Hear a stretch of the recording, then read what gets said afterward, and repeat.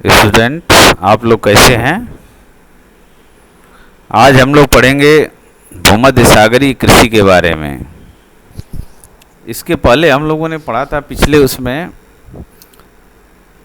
आदिम निर्वाह कृषि के बारे में, रोपण कृषि के बारे में, है ना। गहन निर्वाह खेती मोस्ट इम्पॉर्टेंट है, गहन निर्वाह खेती। इसका नोट्स बना लीजिएगा। चावल सहित। अब आज हम लोग पढ़ेंगे भूमध्य सागरीय कृषि के बारे में। तो जैसा कि आपको वर्ड भूमध्य सागर से ही, भूमध्य सागर शब्द से आपको ऐसा महसूस हो रहा होगा कि ये जो कृषि होगी वो भूमध्य सागर के आसपास के क्षेत्रों में ही होगी। यानी कि भूमध्य सागर का जो एरिया है, क्षेत्र है, उसी क्षेत्रों में जो है ये कृषि का आयोजन किया जाएगा। यानी वो भूमध्य सागर कहाँ है? भूमध्य सागर को अगर आप मानचित्र में देखेंगे तो आपको आइडिया लग जाएगा कि जो अफ्रीका कॉन्टिनेंट है और यूरोप, उसके बीच में मेडिटेरेनियन सी है भूमध्य सागर। और उस भूमध्य सागर के आसपास जो क्लाइमेट पाई जाती है वो क्लाइमेट एकदम समशीतोष्ण जलवायु होती है। जो यूरोप का दक्षिणी पार्ट है, जो जिसमें एथेंस वगैरह, यूनान वगैरह, इटली वगैरह है ना, पूरा यूगोस्लाविया, और अफ्रीका का उत्तरी पार्ट, अफ्रीका महाद्वीप का उत्तरी पार्ट, जहाँ पर मिस्र वगैरह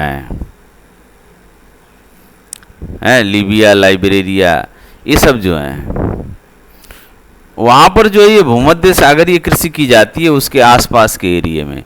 और चूंकि भूमध्य सागरीय किसी शब्द से ऐसा लग रहा है कि जलवायु एकदम समशीतोष्ण जलवायु होगी, फर्स्ट क्लास की, बढ़िया। तो इसमें अच्छे अच्छे पौधे भी आएंगे, रसेदार आएंगे। रसेदार पौधे का मतलब अंगूर हो गया, मुनक्का हो गया, है ना, संतरे हो गए, ये सब बढ़िया बढ़िया फल जो है वहाँ पर आएंगे। ये अफ्रीका में ट्यूनेशिया से अटलांटिक तक फैला हुआ है। अटलांटिक मतलब अटलांटिक महासागर, यानी कि ट्यूनेशिया से लेकर के और अटलांटिक महासागर तक। ये भूमध्य सागरीय कृषि की जो विशेषता है, इस विशेषता के कारण दक्षिणी कैलिफोर्निया, यानी कि अमेरिका में भी है, अमेरिका का पश्चिमी पार्ट, उसी रेंज में अगर हम चले जाते हैं वहाँ भी ये विशेषता मिलेगी आपको, भूमध्य सागरीय कृषि की विशेषता। यानी कि जहाँ पर इस प्रकार की जलवायु पाई जाएगी, उस एरिया में जो एग्रीकल्चर होगी उसको हम भूमध्य सागरीय कृषि ही बोलेंगे।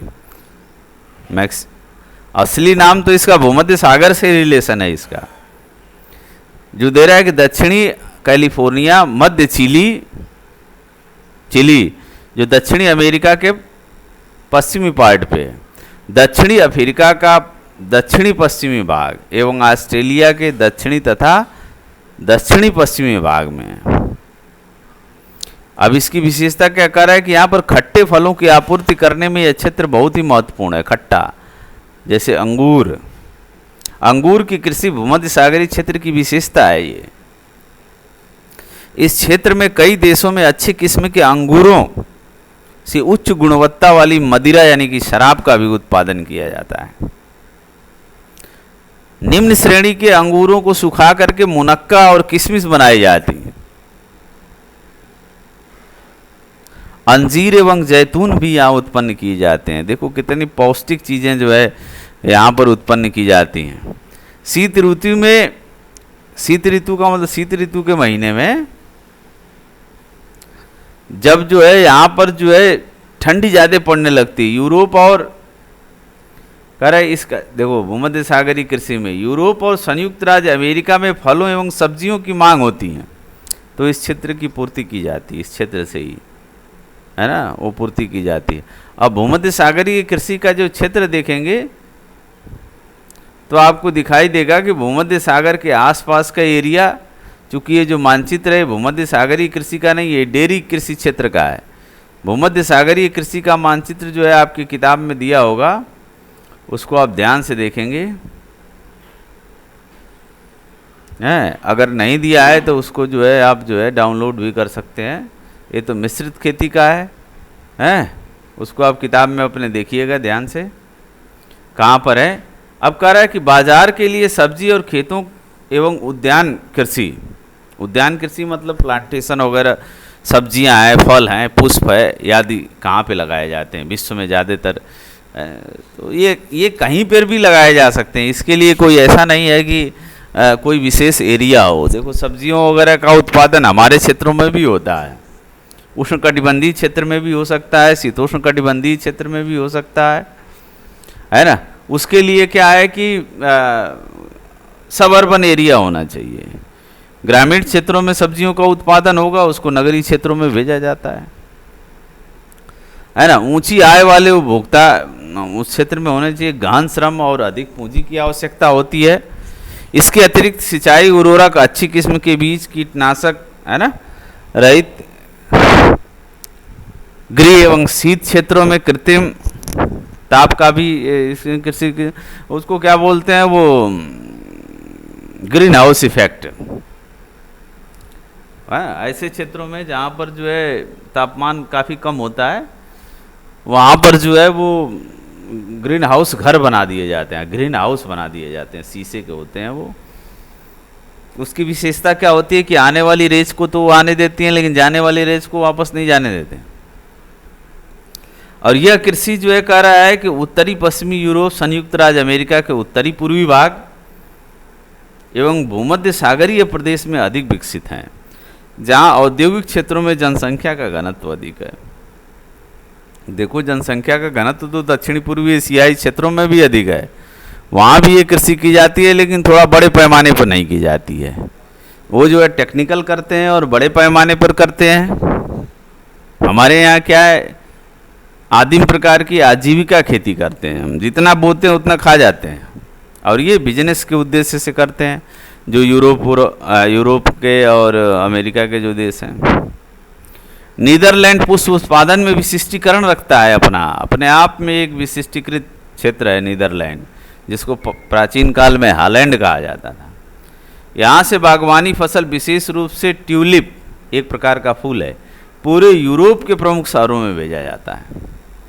जिन प्रदेशों में कृषक केवल सब्जियां पैदा करते हैं, वहाँ इसको ट्रक कृषि का नाम दिया। ट्रक क्यों कहते हैं? ट्रक का मतलब है कि ट्रक फार्म एवं बाजार के मध्य की दूरी जो एक ट्रक रात भर में तय कर सकता है। यानी कि हमने ट्रक पे यहाँ से लोड किया, देखो कितना सिंपल है ये, ऐसा ये पूछ लेता है सब एक नंबर में। ट्रक किसे कहते हैं, हाय कुछ नहीं।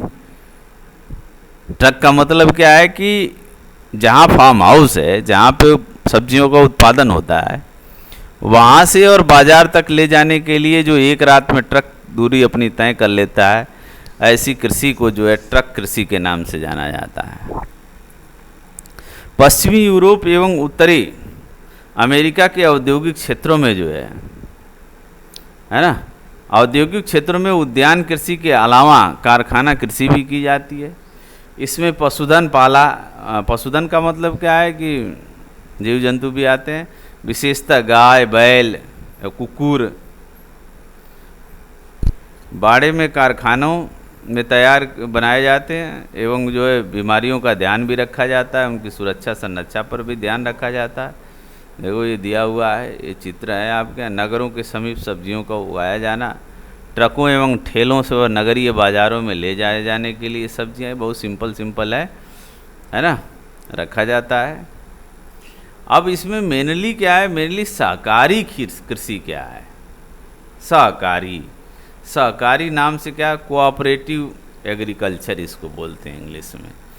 जैसे सहकारी संस्थान होते हैं, वैसे ही सहकारी कृषि भी होती है। देखो अब इसमें क्या कर रहा है, कृषक एक समूह या अपनी कृषि से अधिक लाभ कमाने के लिए स्वेच्छा से, एक शब्द इसमें दिया है, स्वेच्छा का मतलब क्या है, अपनी इच्छा से एक सहकारी संस्था बनाकर कृषि कार्य संपन्न करें, उसे सहकारी कृषि कहते हैं।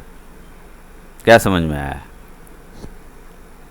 जब कुछ किसान एक समूह में मिल करके खेती करते हैं, किस उद्देश्य से करते हैं? तो अधिक लाभ कमाने के लिए कृषि करते हैं, है ना? उसको हम क्या बोलते हैं? सहकारी कृषि। इसमें व्यक्तिगत फार्म अछूण्य रहते हुए सहकारी रूप में कृषि की जाती है। व्यक्तिगत अछूण्य रहने का मतलब व्यक्तिगत इसमें कोई लाभ नहीं होता है, बल्कि एक समूह, एक ग्रुप को भी लाभ होगा। जितना लाभ होगा वो लाभ को बांट लिया जाएगा। सहकारी संस्था कृषकों को सभी रूप में सहायता प्रदान करती है। उनका टाई अप होता है उस सहकारी संस्था से। यह सहायता कृषि कार्य में आने वाली सभी चीज़ों की खरीद के लिए भी होता है ना? जो कृषि संस्थान है सहकारी, तो गन्ना सहकारी गन्ना विकास क्षेत्र है ना, संस्थान, चीनी मिल सहकारी, ये सब सहकारी हैं। दुग्ध सहकारी, दुग्ध उद्योग। सहकारी का मतलब क्या है कि दोनों के कोलेबरेशन से वो चीज़ें चलेंगी। That is simple. कृषि उत्पाद को उचित मूल्य पर बेचने एवं सस्ती दरों पर प्रसंस्कृत साधनों को जुटाने के लिए होती है। सहकारी आंदोलन 1 शताब्दी पूर्व प्रारंभ हुआ था। पश्चिमी यूरोप के Denmark, Netherlands, Belgium, Sweden, Italy में चलाए जाते हैं। सबसे अधिक सफलता इसे डेनमार्क में मिली, जहां प्रत्येक कृषक इसका सदस्य है। डेनमार्क एक छोटा सा देश है। ये देखो, मानचित्र पर थोड़ा सा अपनी कमांड तो रखनी पड़ेगी, क्योंकि ये विश्व का भूगोल पढ़ रहे हैं हम, और खासकर 12th क्लास में 10 नंबर के मानचित्र आएंगे, 5 इसमें से 5 उसमें से, तो मानचित्र तो पढ़ना पड़ेगा। इसमें ये सब पूछे जाते हैं। Denmark, Netherlands, Belgium, Sweden, Italy. कह रहा डेनमार्क में जहाँ प्रत्येक कृषक इसका सदस्य है। सोचो, दुग्ध उत्पादन में भी सबसे अधिक है डेनमार्क विश्व में। डेनमार्क में आंदोलन सर्वाधिक सफल रहा है। एक तरह से है ये कृषि क्षेत्रों में क्रांति लाने का आंदोलन है ये। अब देखो, दूसरी कृषि एक है, क्या बोलते हैं, सामूहिक कृषि। एक तो हमने अभी सहकारी देखा था। सहकारी में क्या देखा था कि कृषक का एक समूह अपनी कृषि से अधिक लाभ कमाने के लिए स्वेच्छा से एक सहकारी संस्था बना करके कृषि कार्य को संपन्न करते हैं, उसको सहकारी कृषि कहते हैं। अब कह रहा है सामूहिक मतलब ये भी ग्रुप है एक प्रकार का। सामूहिक कृषि का जो मेन उद्देश्य या सिद्धांत कह सकता है इसको, इसमें उत्पादन के साधनों का स्वामित्व संपूर्ण समाज एवं सामूहिक श्रम पर आधारित होता है। बस, उत्पादन के साधनों का स्वामित्व मतलब रिस्पॉन्सिबिलिटी, ओनरशिप। जो उत्पादन के साधन होंगे, यहाँ एक सहकारी संस्था दे रही थी सहकारी कृषि में, और सामूहिक कृषि में कोई सहकारी संस्था नहीं देगी। जो उसमें साधन लगेंगे, यानी कि ट्रैक्टर है, हार्वेस्टर है, बीज हैं, रासायनिक खादें हैं, वो कोई संस्था सहकारी नहीं देगी, बल्कि जो समाज और सोसाइटी के लोग सामूहिक श्रम कर रहे हैं वही उसमें लगाएंगे। और कृषि का यह प्रकार पूर्व सोवियत संघ में प्रारंभ हुआ था, जहां कृषि की दशा सुधारने और उत्पादन में वृद्धि व आत्मनिर्भरता प्राप्ति के लिए सामूहिक कृषि प्रारंभ की गई। इस कृषि को जो है, सामूहिक कृषि को रसिया में या रूस में क्या कहते थे? कोलखोज। ये प्रश्न 1 नंबर में मोस्ट इंपॉर्टेंट है जो पूछा जाता है कि कोलखोज क्या है। सोवियत संघ में जो है सामूहिक कृषि को क्या बोलते थे? कोलखोज के नाम से जाना जाता था। सभी कृषक अपने संसाधनों का इसमें प्रयोग करते हैं, जैसे भूमि, पशुधन, श्रम, है ना, को मिलाकर कृषि कार्य करते थे। ये अपनी दैनिक आवश्यकताओं की पूर्ति के लिए भूमि का एक छोटा सा भाग अपने अधिकार में भी रखते थे।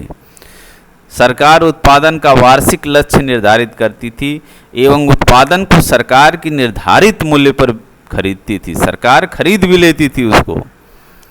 लक्ष्य से अधिक उत्पन्न होने वाला भाग सभी सदस्यों को वितरित कर दिया जाता था।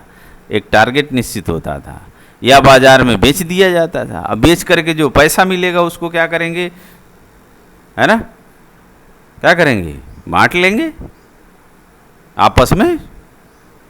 उत्पादन एवं भाड़े पर लगी हुई मशीनों पर कृषकों को कर चुकाना पड़ता था। अगर भाड़े पर ले आए हो तो भाई पैसा दो उसका। सभी सदस्यों को उनके द्वारा किए गए कार्य की प्रकृति के आधार पर भुगतान किया जाता था, है ना। असाधारण कार्य करने वाले, असाधारण तो ज़्यादा काम करने वाले सदस्य को नगद या माल के रूप में पुरस्कृत किया जाता था। पूर्व सोवियत संघ की समाजवादी सरकार ने इसे प्रारंभ किया। इसे अन्य समाजवादी देशों में भी अपनाया गया। सोवियत संघ के विघटन के बाद 1991 में विघटन हो गया सोवियत संघ का। इस प्रकार की कृषि में कुछ संशोधन भी किया गया बाद में, है ना। आज हम लोग क्या क्या चीजें पढ़ा है, हम लोगों ने पढ़ा, कृषि के बारे में पढ़ा, सामूहिक कृषि के बारे में पढ़ा, सहकारी कृषि के बारे में पढ़ा, भूमध्य सागरीय कृषि के बारे में पढ़ा। इन सभी को जो है आप ध्यान से नोट्स बनाएंगे, अच्छी तरह से पढ़ाई करेंगे, ठीक। बाकी आगे कल नेक्स्ट वीडियो में। Okay, thank you.